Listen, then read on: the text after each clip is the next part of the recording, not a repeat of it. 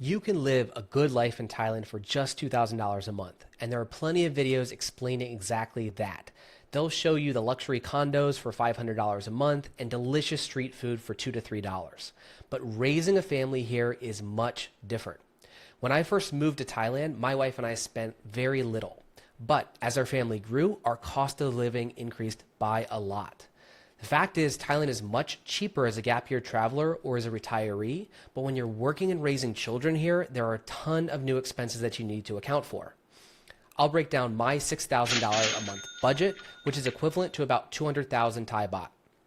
Now hold on, I can already anticipate the comments. I'm not saying that you need 200,000 baht per month to raise a family here. You can get by on much, much less. But by seeing my budget, you might learn about a few expenses that you didn't anticipate. You'll also get a better understanding of how far $6,000 goes, and it might not be the luxurious lifestyle that you might imagine. I've also included a free budget calculator in the description of the video so you can calculate your own monthly budget. All right, the first expense we're going to talk about is going to be the housing or accommodation. And in our case, it's a mortgage, which is 35,000 baht per month. When it comes to housing, you're going to have to strike a balance between location and space. And as much as we enjoyed living in a small studio apartment as a couple, when we had kids, it just wasn't going to work. So if we decided to live in a nice location like Thong La or Pong Pong, and we wanted a bigger space, then we would have spent maybe 70,000 baht a month. And that was a bit too much for our budget.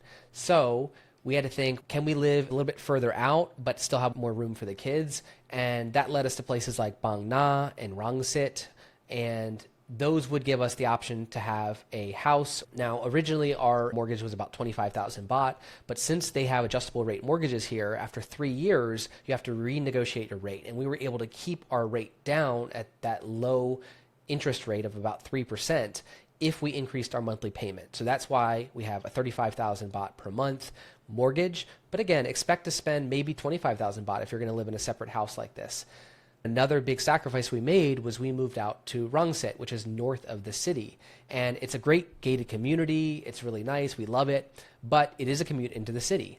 And so to get on a tollway, it could take 30 minutes, could take an hour. Again, that was just a sacrifice we were willing to make, especially since our location put us pretty close to a good school for our kids, which I'll talk about later.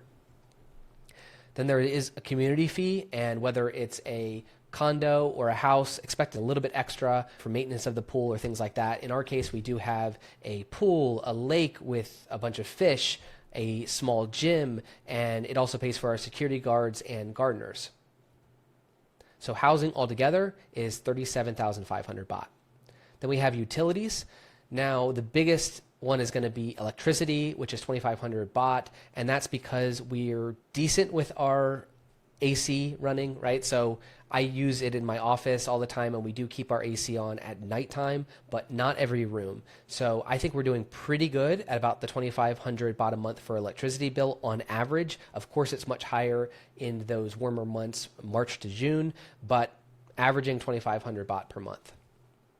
The second utility is going to be our home internet, which is quite cheap with 3BB at 650 baht. And then we also have our phone plans. And in our case, we just have it for my wife and I. And her plan is more expensive than mine because she talks more than me on the phone, but 1,100 baht per month for phone and internet. There's also water. Water is incredibly cheap, the tap water. So we get that from the city and we do filter it out, but that's going to be for our showering water. Maybe, again, 250 to 300 baht. And then we spend an additional about 500 baht to have water delivered for drinking water from Sprinkle, which I think works quite well. Utilities all in, we're talking 5,000 baht. Groceries and dining, this is going to be a big one for us. So yes, you can get by on maybe a 30 to 60 baht street food meal, but it's not realistic when you have a family, just in my opinion at least. We do most of our shopping at Big C and Macro and Tesco Lotus, or now just Lotus. And we also just get a lot of fresh fruit. We got a lot of meat, and we cook most of our meals. Maybe 80% of our meals are home cooked. So we're always going to these big, super grocery stores to get all of our food. And occasionally we'll go to a Villa Market, but this is really just budget-oriented grocery stores here. To get that meat, it can really add up for a family of 4. There's also the non-food that we get at the grocery stores. I included things like pharmacy, shirts for the kids, little supplies here and there, things like that. And it's pretty high at 9,000 baht, but just ballpark, there's just always things that creep up and things that we have to maybe pick up at the local shop. Then there's dining out. We don't do this very frequently, maybe once a week. Eating out is about 800 baht for our family when we go to a Jones salad in the mall. Again, nothing super extravagant, but compare that to like a home cooked meal, which is about 300 baht. A meal out is about 800 baht. And a pizza delivery, again, getting a couple pizzas for the kids that last a little bit longer, again, about 800 baht. So that's why our dining out budget adds up to about 3,000 baht per month. Groceries and dining altogether, 45,000 baht. Now, again, this is a really big portion of our expenses, but when you break it apart, the food portion of this groceries and dining budget ends up being about 300 baht per person daily, or about 100 baht per meal. So really, it's not super crazy when a typical street food meal is, let's say, 50 to 60 baht. We're spending about 100 baht on average. So it's not much more than street food. And that's because we do a lot of home cook meals. Next, we have health insurance. This is a big part of our budget as well. And that's because we don't just have that basic health plan that might cover you for a doctor's visit. We really prioritize our catastrophic care. And that would mean things like what happens if you get into a car accident, if you get cancer. Something that is going to cover you up to 100 or 200,000 baht isn't going to cover enough, in my opinion, for those catastrophic events. So we went with a company called Luma, which provides care up to 32 million baht in coverage, which is almost $1 million. So it's pretty extreme, but that does cover us and our kids. For each of the adults, it's about 60,000 baht per year. And for the kids, it's about 35,000 baht. So our average monthly is about 15,000 baht. Then there's preventative care when we take the kids to the pediatrician, to the eye doctor, to the local clinic when they have a flu, something like this, just 1,500 baht a month. And then there's life insurance, because when you have kids, of course you want to protect the kids, your wife, your family, in case something does happen. So I went with Unisure, which is an international insurance agency for life insurance, and a term life insurance policy is running just over 2,000 baht per month. Altogether, healthcare insurance, including life insurance, is about 18,000 baht.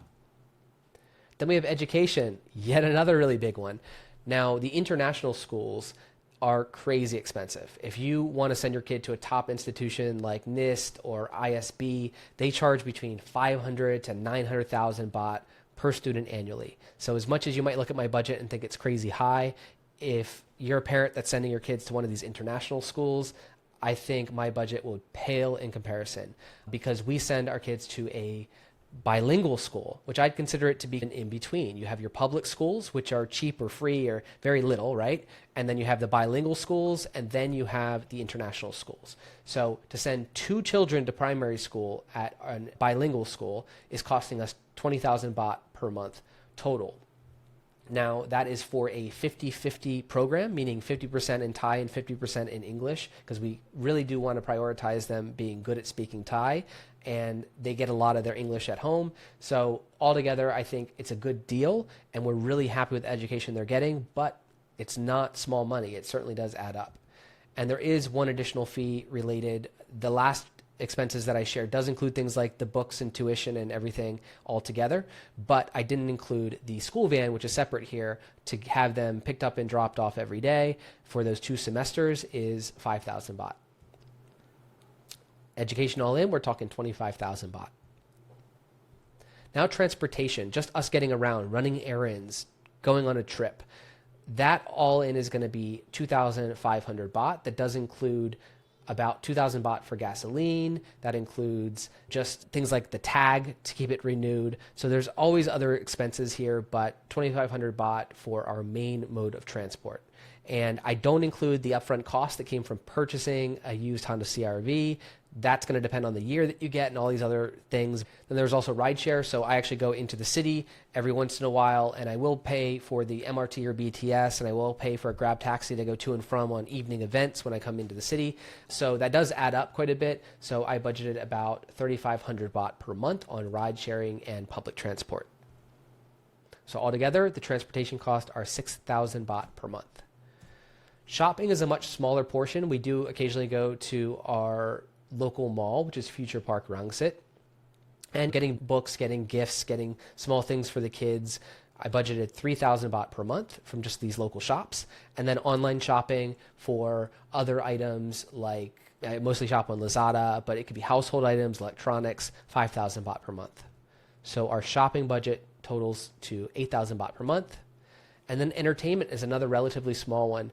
We let the kids go to play centers at the local shops. We also occasionally will go to an aquarium or a zoo. But to be honest, a lot of what we do is free entertainment. So we'll go outside a lot. We'll go to our local park. We'll go to the playground that's in our neighborhood. We'll feed the fish. So we'll fly a drone, right? There's a ton of little things that we can do for free. But still, we budget about 2,000 baht a month for those paid activities. And then there's the small subscriptions like Spotify or Netflix, 500 baht in our case. Entertainment, 2,500 baht per month. Then vacations. We do have to take a break every once in a while. And we go to places like Hua Hin and Khao Yai. Usually it's just places that we can drive to. We haven't done a lot of airfare or domestic flights, but they can be relatively affordable. In our case, just compensating for the nightly stay at hotels. A lot of times they're going to range around 1,000 to 1,500 baht per night. And so that's why we will save up to go on maybe twice a year domestic vacations. And that's just 3,000 baht per month.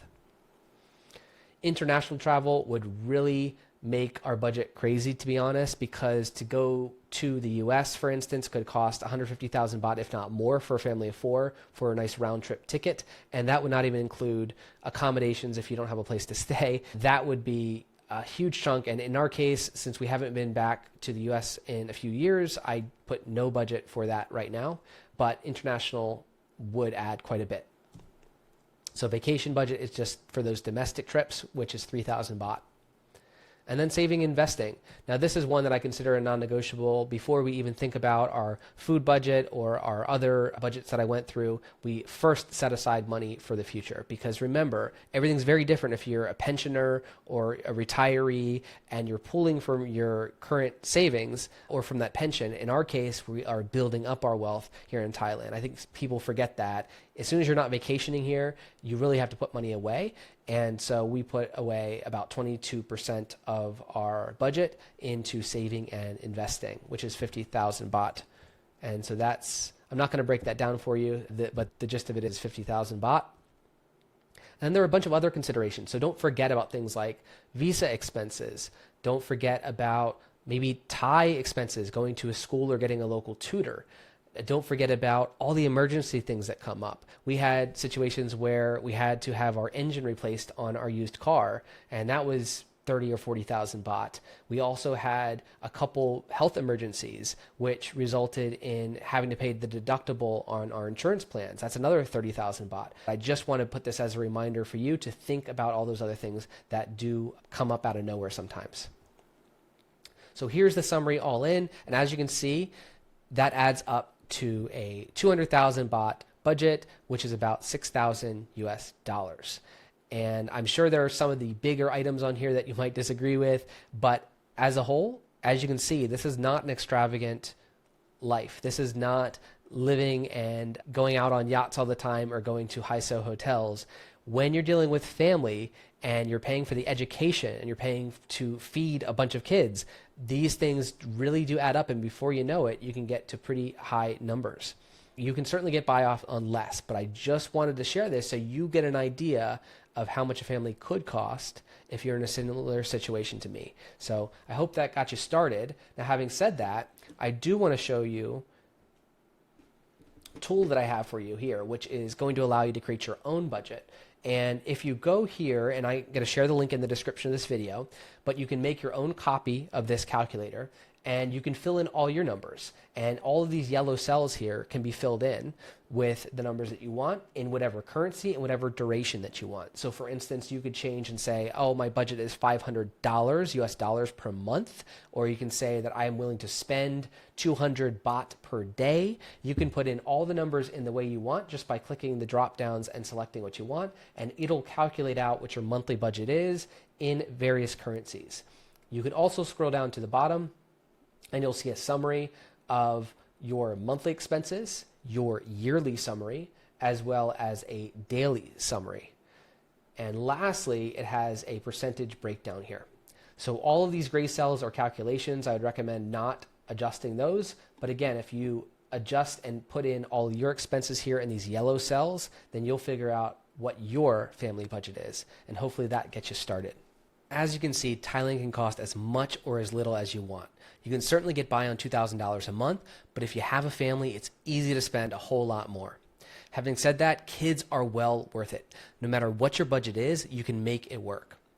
I hope you got some value out of this video. If you did, please give me a like. And if you like videos like this about living in Thailand or about starting a business here, go ahead and subscribe to the channel. And don't forget to use the free budget calculator I have linked in the description. All right, I'll catch you on the next one.